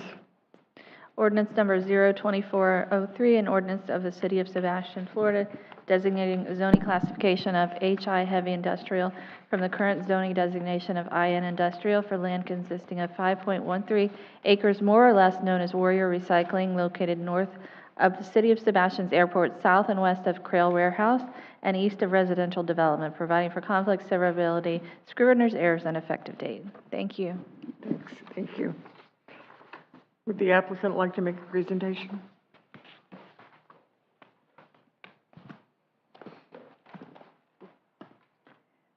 Good evening, Madam Chair. For the record, I am Rebecca Grohall. That's Grohall.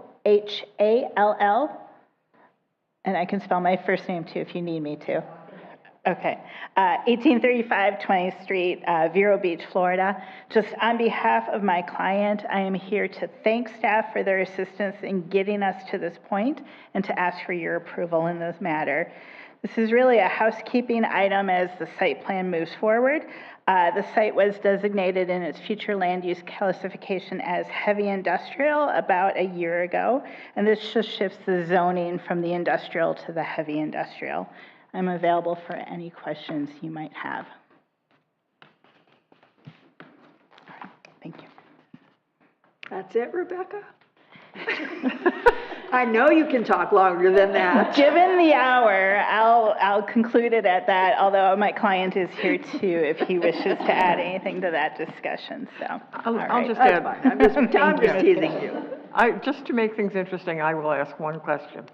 We are not adding or changing anything that is done on the property currently now. We are simply changing the classification of zoning. That's correct. That is correct. Thank you.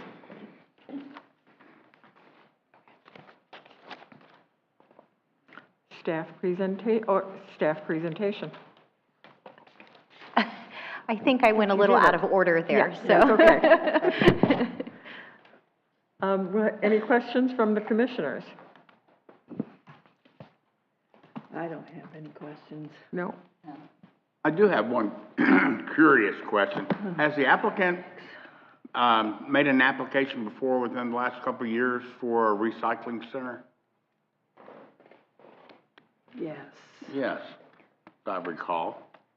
Yes, there is a pending site plan application Right. for the metals recycling facility. Okay. It's been held up through the years for just a number of cleanup items. It's close to resolution at this point. Okay, all right, thank you. Thank you. No other questions? Then we will open the floor for anyone who would like to speak in favor of this change. Okay, is there anyone here who would speak in opposition to this change? Anybody on Zoom? Not at this time. We have, please come forward.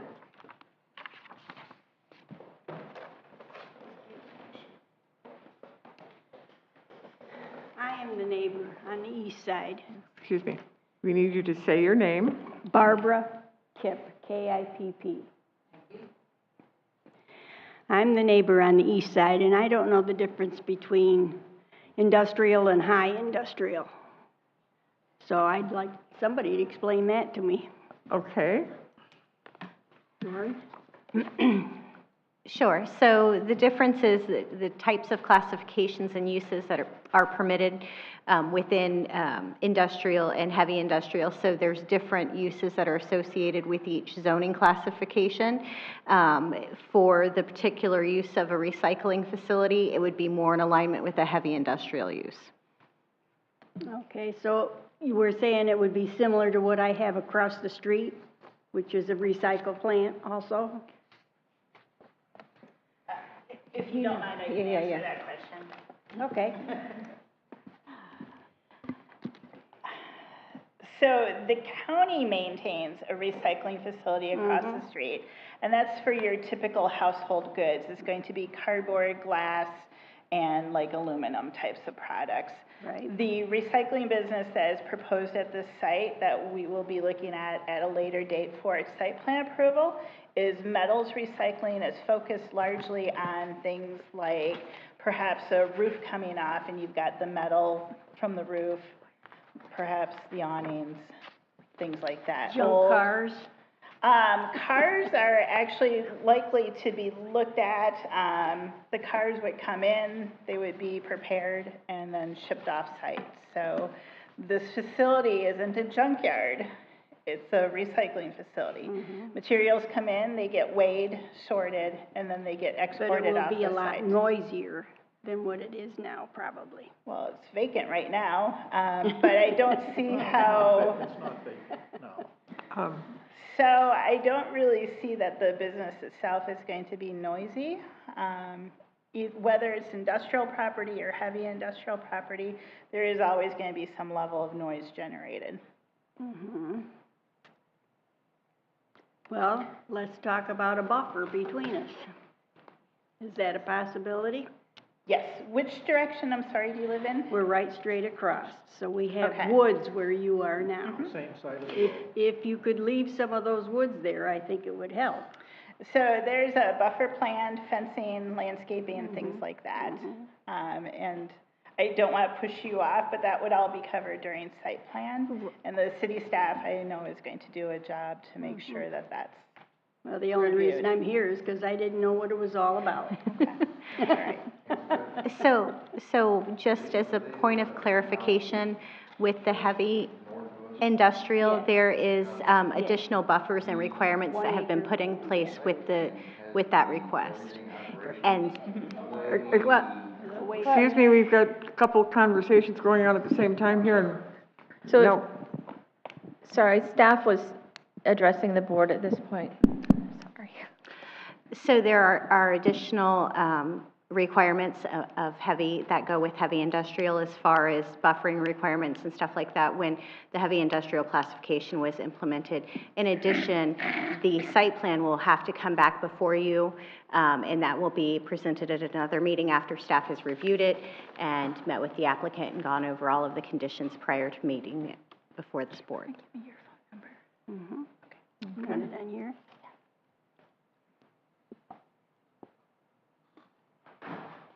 When the site plan does come back, there will be another meeting, and because you are located as a neighbor close to it, you'll get a notice of that meeting, and if you have any concerns, don't be shy. I won't. Okay. I've lived there 22 years and I want to live there some more. All right.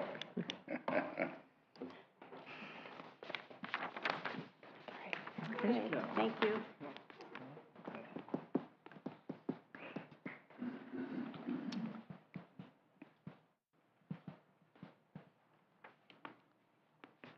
Okay, are there any other additional comments from the applicant regarding concerns brought forward? I just want to let you guys know, we've worked with staff. Again, you have to say your name. I'm sorry, ma'am. For the I'm sorry. record. Shannon Cook, I am the applicant, C-O-O-K, it's an easy one, it's like Smith.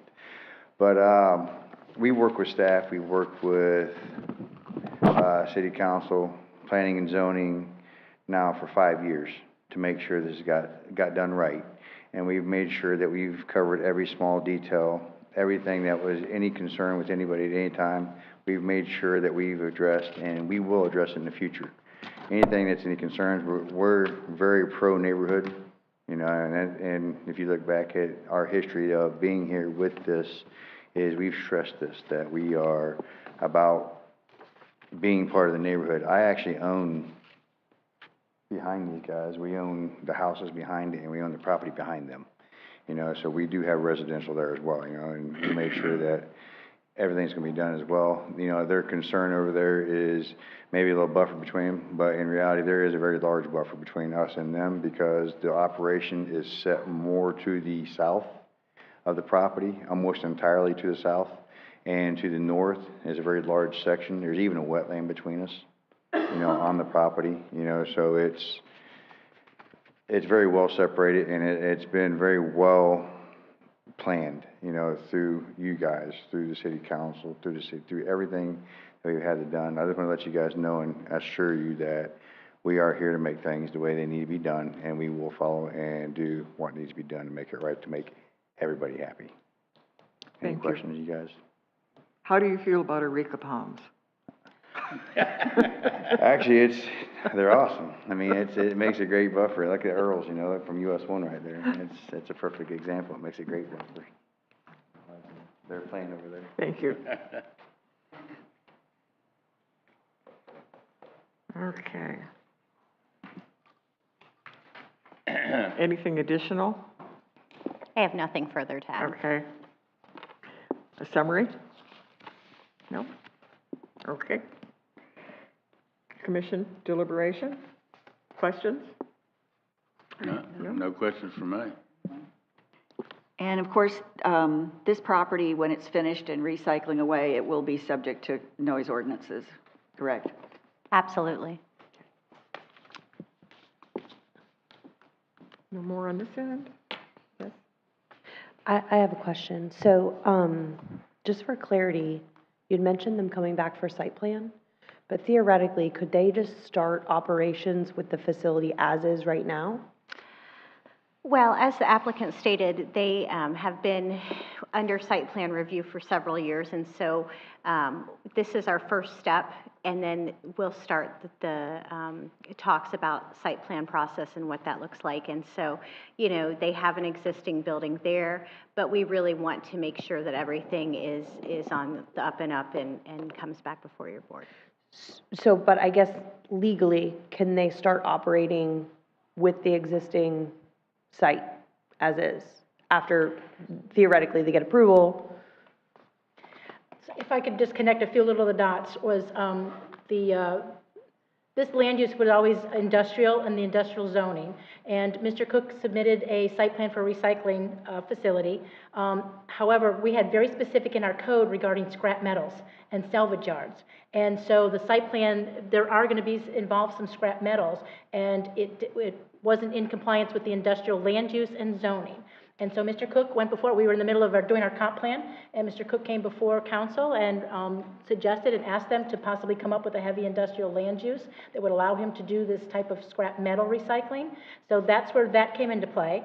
So we did establish a heavy industrial land use and added it to the comp plan. And then from that, we had to create the heavy industrial zoning district, which we did. And through that zoning district and those regulations, we've allowed for a little bit more of scrap metal recycling. So that site plan that we have been, as we're going through this, is not been approved yet. He certainly could come in and get a business tax receipt for something else that also, you know, that's allowed, but not this scrap metal recycling facility that we're working towards. He certainly can use the site. There's an existing building there right now. If for any of the other uses that are, certainly we have to go through the site plan, but the particular type of recycling center that he could not start today until that site plan gets approved. But there could be other types of uses for that property or a different type of recycling that didn't involve the scrap metal that he could come in with a business tax receipt. We would have to see if the site plan needed to be adjusted. But what they're ultimately facility that they would like to do, we're having to go through this process of getting it rezoned for him to apply that. Any others? Okay. This hearing is officially closed, and I will call for a motion. I'll make a motion that we recommend for approval to City Council the changing of the zoning from industrial to heavy industrial, consistent with our current zoning map. Second. Roll call vote, please. Yes. Ms. Battles? Yes.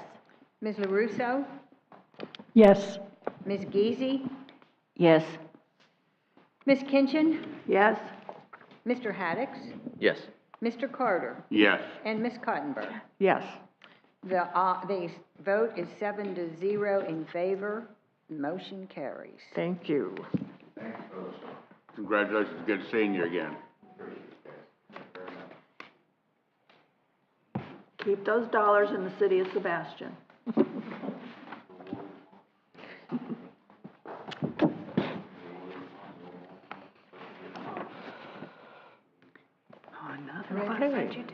Okay.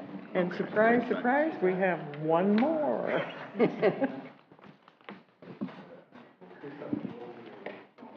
Why isn't the city manager here for that one? I don't know.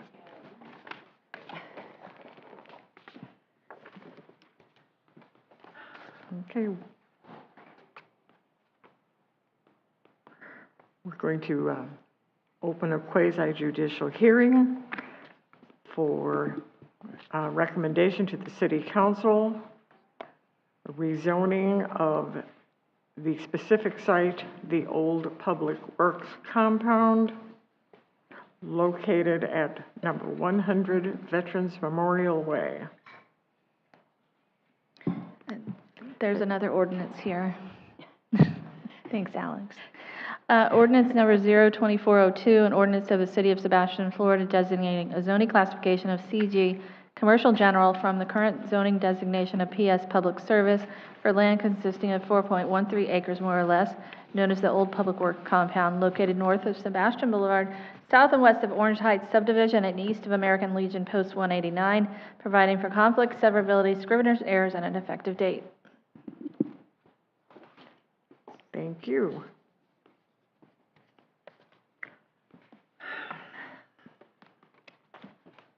Applicant?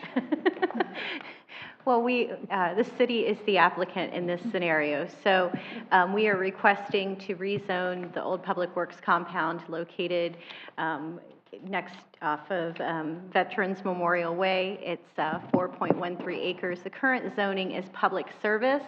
We are, with a future land use of mixed use, we are asking to rezone it from public service to general commercial, which is what the property is adjacent, just immediately to the south of it. So it lends itself to being general commercial in that area, and I'd be more than happy to answer any questions that you have in regards to this. Oh, yes. And we have the survey coming to you right now. There was an exhibit with your ordinance that refers to the legal description, and you got a portion of it. We caught it after we had delivered the packet, so we want to, just for your record, to give you the other portion of the survey that will go with the ordinance if it gets adopted.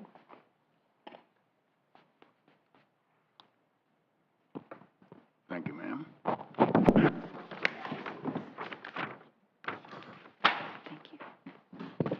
Thank you, Dory. Thank you. I don't know, I am looking, I know what it looks like. Thanks.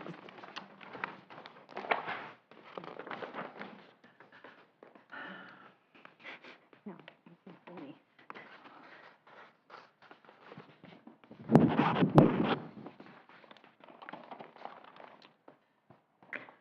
Okay, do you have additional comments? Can you put on your staff hat instead of your applicant hat? I think they're one and the same on this application, but I have nothing further to add. This is a simple rezoning. Like I said, the future land use is mixed use, and it is within our redevelopment district. It already lends itself to rezoning from public service to general commercial, which would be a higher and best use for this piece of property. And it's currently vacant, as we know. They moved the Public Works compound, I believe it was about a year ago that they moved into their new facility over by the airport. And so this is kind of a piece of property that's sitting idle, so. Okay. Commissioners, you have some questions? I had just a quick question. So this is the piece of property where that distillery wants to go, correct? They had at the city council meetings? But we're really just not considering that. We're just considering what we... Fair enough. Thank you. Fair enough. Okay, all right. So right now, we're just considering pure zoning is what we're looking at, is just rezoning it from public service to general commercial. Okay, fair enough. Okay. That would have to come back to us anyway. Talking to the Anybody mic. else on this end of the table? Wait, talking to the mic, please. No, Any other I'll questions? reserve my questions for later. I'm guessing this is in preparation for the city to sell the property. Is that? We're looking at the highest and best use, yes. Okay. Okay. Okay. I do have one question, and it may be inappropriate. I understand there were some ecological issues with the property. Have they been taken care of, or are they in the process of being taken care of? My understanding is that they are currently in the process of being remedied. Thank you. Since there's no one here to speak against or for, I will ask, is there anyone on Zoom? Not at this time. Thank you.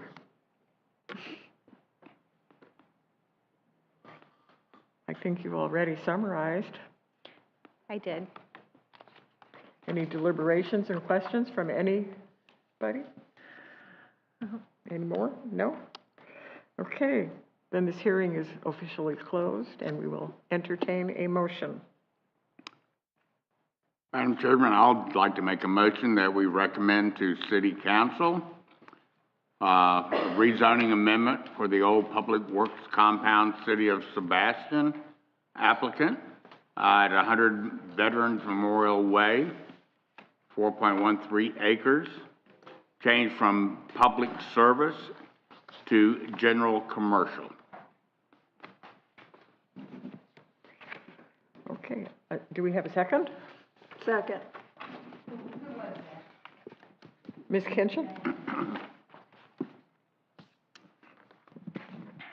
And let's have a roll call vote, please. Yes. Ms. Cottenberg? Yes. Mr. Haddix? Yes. Ms. Kinchin? Yes. Mr. Carter? Yes. Ms. LaRusso? Yes. Ms. Battles? Yes. Ms. Geesey? Yes. Vote is 7-0 in favor. Motion carries. Thank you all. We do not have any more hearings this evening, but we do have another little piece of business to take care of. Under new business, we must elect a chairperson and vice chairperson. And you've all received the little piece of information here, but I want me to read it into the record? No, I think you can just go right to We nominations. just go right to it? Okay. You need to have, let's start with a nomination for chair. Madam Chairman, I'd like to make a motion to elect Louise Cottenberg to the position of chairman of the Planning and Zoning Commission. That's a nomination, correct? It's what? That is your nomination? Yes. Yeah. I will accept that nomination. Are there other nominations?